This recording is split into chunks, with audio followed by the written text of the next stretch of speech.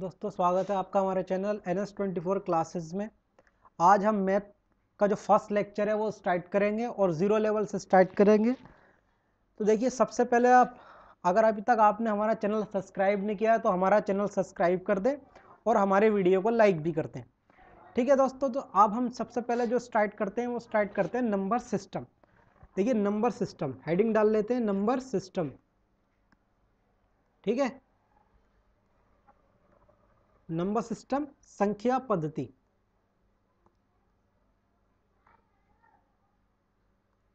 ठीक है, संख्या पद्धति। तो देखिए, इसमें हमें क्या पढ़ना है, इसमें हमें टोटल जो हमें नंबर की नॉलेज होती है उसके बारे में हमें जानना होता है। जैसे इकाई अंक क्या है, नेचुरल नंबर क्या है, इंटीजर नंबर क्या है, कंपोजिट नंबर क्या है, ये बेसिक सी चीज़ें हैं। लेकिन जब हम इसके क्वेश्चन करेंगे दोस्तों, क्वेश्चन बहुत डिफिकल्ट होता है, इसलिए हमारा बेसिक मजबूत होना चाहिए। इसलिए हम ज़ीरो लेवल से स्टार्ट करा रहे हैं। हो सकता है बहुत सारी चीज़ें आपको आती हों, लेकिन आप प्लीज़ हमारा वीडियो पूरा देखें। तो देखिए, सबसे पहले हम नंबर क्या होता, देखिए हमारे पास ये हमारे पास कोई नंबर है। ठीक है, ये हमारे पास कोई नंबर है, यानी हम इसे हिंदी में कहते हैं संख्या। ठीक है, ये काय से मिलकर बना होता है, ये डिजिट से मिलकर बना होता है, अंकों से मिलकर बना होता है। ठीक है, ये हमारे पास डिजिट है। ठीक है, ये हमारे पास डिजिट है, इसे हम क्या कहते हैं, अंक। जैसे एग्जाम्पल के तौर पे हमारे पास 7 1 है, तो ये हमारे पास दो अंकों से मिलकर बना है एक संख्या, जिसे ये 71। अब इसमें जो इकाई का अंक है वो 1 है और जो उसमें दहाई का अंक है वो 7 है। अब देखिए, लिखते कैसे हम इकाई का अंक और दहाई का अंक। देखिए, इकाई का अंक तो सिंपली आप ऐसे ही लिख दीजिए 1 है, क्योंकि 1 से 1 की मल्टीप्लाई करेंगे, ठीक है, तो वही संख्या लौट के आती है। अगर 62 है, 63 है, 64 है, कुछ भी है और ये पूछ ले कि इसमें इकाई का अंक कितना, तो ठीक है 2 है, इसमें 3 है, इसमें 4 है।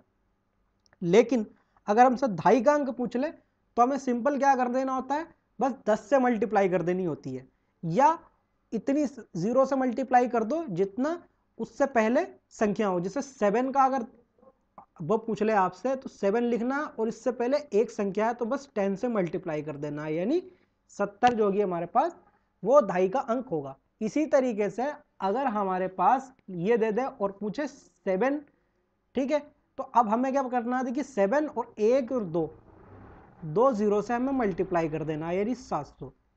ठीक है, यानी ये जो होगा हमारे पास इकाई दहाई सैकड़ा, यानी 700। इसी तरीके से अगर हमसे पूछ ले 713, तो हमें क्या करना है, सिंपल 3 जीरो से करना है, 1 2 3, तो हम यहाँ से डायरेक्टली इस तरीके से लिख देंगे। तो ये एक छोटा सा कॉन्सेप्ट है जो आपको याद कर लेना। देखिए, एक चीज और आपको ध्यान में रखना है, जैसे एक्स वाई है, तो यहां पर अगर मैं एक्स की वो लिखना है पोजीशन, तो हम ठीक है, ये चूंकि इससे पहले एक संख्या है तो हम बस 10 से मल्टीप्लाई करके इस तरीके से लिख देंगे। और वाई इकाई पे है तो ठीक है, y इंटू 1 यानी y लिख देंगे। ठीक है, इस तरीके से। अब ये कह देता है कि यदि संख्या पलट देते हैं, यानी उल्टा कर देते हैं, यानी एक्स वाई था और संख्या हमने वाई एक्स कर दी, तो अब हम इसे कैसे लिखेंगे, अब जो हमारे पास दहाई का अंक है वो ये y हो गया और प्लस अभी इकाई का अंक x हो गया। ये जो कॉन्सेप्ट है इसके आगे बहुत सारे क्वेश्चन बनते हैं, इसलिए हमने ये आपको बताया है। अब हम नेक्स्ट क्वेश्चन की, अब हम अपने नेक्स्ट जो इसमें पॉइंट है उसकी ओर चलते हैं। देखिए, दूसरा पॉइंट है हमारे पास इसका फेस वैल्यू और प्लेस वैल्यू। ठीक है, ये बहुत छोटी छोटी बातें हैं, आपको पता भी होगा। फेस वैल्यू यानी शुद्ध आंशिक मान। ठीक है, शुद्ध आंशिक मान।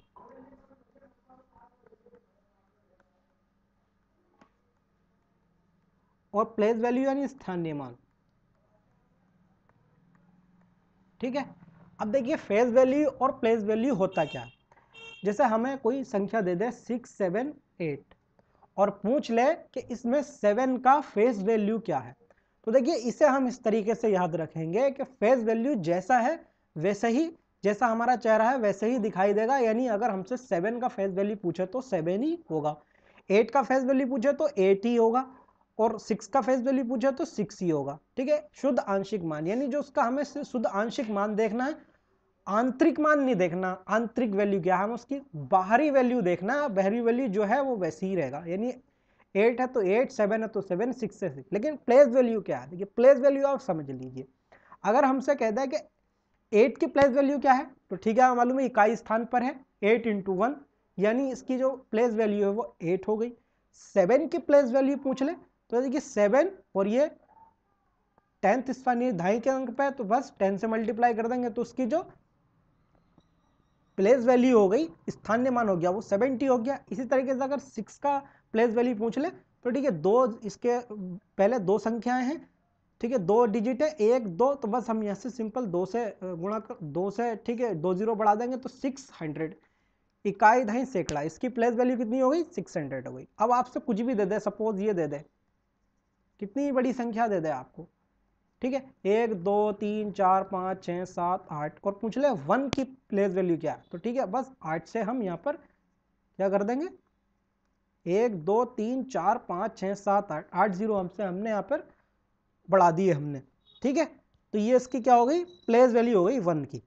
अब आपसे कितनी भी बड़ी संख्या दे दे वो लिख के बस आपसे पूछे प्लेस वैल्यू कितनी है, तो बस इतने 0 बढ़ा देने हैं जितने उसके संख्या के पहले संख्याएं, जितने उस नंबर से पहले नंबर होंगे। जैसे 1 से पहले कितने नंबर है 1 2 3 4 5 6 7 8, तो हमने यहाँ पर 8 0 बढ़ा दिए, ठीक है। अब हम अगले पॉइंट की तरफ चलते हैं।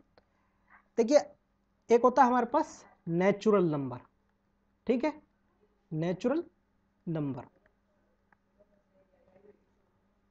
नेचुरल नंबर क्या होता है, देखिए 1 2 3 डॉट डॉट डॉट इनफाइनाइट तक, ये हमारे पास नेचुरल नंबर होता है। इसमें आपको ये बात ध्यान रख लेनी है कि 0 नेचुरल नंबर में नहीं होता, ठीक है 0 काय में होता, होल नंबर में होता। अगर आपसे पूछ ले होल नंबर कौन से हैं, तो बस आपको कुछ नहीं करना, 0 से स्टार्ट करना, 0 1 2 3 डॉट डॉट डॉट और ये इनफाइनाइट तक, ये होल नंबर हो गए, ठीक है। होल नंबर यानी पूर्ण संख्याएं, ठीक है पूर्ण संख्याएं, ये क्या होगा पूर्ण संख्याएं, ये प्राकृतिक संख्याएं, ठीक है। अब इसी तरीके से हमारे पास होता है इंटीजर। इंटीजर मतलब पूर्णांक, पूर्णांक जैसे कि नाम से ही आपको पता चल रहा होगा पूर्णांक यानी पूरा अंक, यानी ठीक है देखिए 1 2 3 डॉट डॉट डॉट ये पूर्णांक है। लेकिन यहाँ पर आपको ये बात भी ध्यान रखनी है कि माइनस में जो होंगे ये भी पूर्णांक होंगे इनफाइनाइट तक, ठीक है। यानी 0 से लेके 1 2 3 इनफाइनाइट तक पॉजिटिव, और 0 से लेके -1 -2 -3 और ये इनफाइनाइट तक नेगेटिव में, ये सब इंटीजर होंगे। अगर आपको कोई दे दे और आपसे बोले कि 2.333, ये क्या आप मुझे बताइए इंटीजर है, नहीं ये इंटीजर नहीं है, ये एक पूर्णांक नहीं है, ठीक है। लेकिन इस तरीके से पूछ लेता है कि इसके नियरली यानी इसके समीप वाला पूर्णांक कौन सा होगा, तो आपको ये बताना है इसके समीप वाला पूर्णांक कौन सा होगा। तो देखिए इसके समीप वाला पूर्णांक 2 होगा। लेकिन अगर जैसे 4.67 दे दे और अब पूछ ले कि इसके करीब वाला समीप वाला पूर्णांक इंटीजर नंबर कौन सा होगा, तो 5 होगा, ठीक है। इससे हम जैसे कि अगर 4.50 होता तो ठीक है पूर्णांक 4 ही होता, लेकिन अब चूंकि यहाँ पर 6 7 है तो अब इसके नियरली जो पूर्णांक इंटीजर होगा वो 5 होगा, ठीक है। ये बात आपको याद रख लेनी है, ठीक है। जैसे 6.48 दे दे तो अभी इसका जो इंटीजर नंबर हो गया वो 6 हो गया, इसके नियरली इंटीजर नंबर समीप वाला इंटीजर नंबर 6 हो गया। लेकिन अगर यहाँ पर दे दे 6 7 तो अब कितना हो गया 7 हो गया, ठीक है, क्योंकि ये वैल्यू 50 से 50 से ज़्यादा है, ठीक है। अगले जो हमारा अगला जो पॉइंट है इसमें देखिए वो होता है प्राइम नंबर, ठीक है। प्राइम नंबर, प्राइम नंबर क्या होता है, देखिए 2 3 5 7 जो संख्या स्वयं से खुद से और 1 से डिवाइड हो वो प्राइम नंबर होता, ठीक है। 1 से और स्वयं से, सबसे छोटा जो प्राइम नंबर है वो 2 है, ठीक है। एक प्राइम नंबर नहीं है, ठीक है, क्योंकि वो 1 से ही डिवाइड होता है, इसलिए प्राइम नंबर वो संख्याएं होती हैं जो स्वयं से और 1 से डिवाइड होती हैं। जैसे 3 है ये 1 से और 3 से डिवाइड होता, 5 है ये 1 से और 5 से डिवाइड होता, 7 है 1 से और 7 से डिवाइड होता, अगर मैं ये 9 लिखूं तो क्या 9 एक प्राइम नंबर होगा? 9 एक प्राइम नंबर नहीं होगा, क्योंकि ये 3 से भी डिवाइड हो रहा। तो इसलिए प्राइम नंबर वो होता है जो खुद से और 1 से डिवाइड हो। ठीक है, अब देखिए यहाँ पर प्राइम नंबर से जुड़ी बहुत सारी चीज़ें पूछता है, जैसे कि आपको ये चीज़ याद रख लेनी है, 1 से 100 तक प्राइम नंबर की कितने प्राइम नंबर होंगे? तो देखिए 1 से लेके 100 तक 25 प्राइम नंबर होते हैं।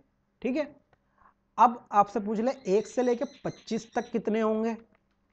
तो 1 से 25 तक 9 होंगे। 25 से 50 तक कितने होंगे? ठीक है, तो 6 होंगे। और 50 से 100 तक कितने होंगे? तो 50 से 100 तक 10 होंगे। ठीक, ये सिंपल सी बात आपको याद रख लेनी है। ठीक है, अब जो है हम अगला जो पॉइंट है हमारा वो है कंपोजिट नंबर। ठीक है, ये कंपोजिट नंबर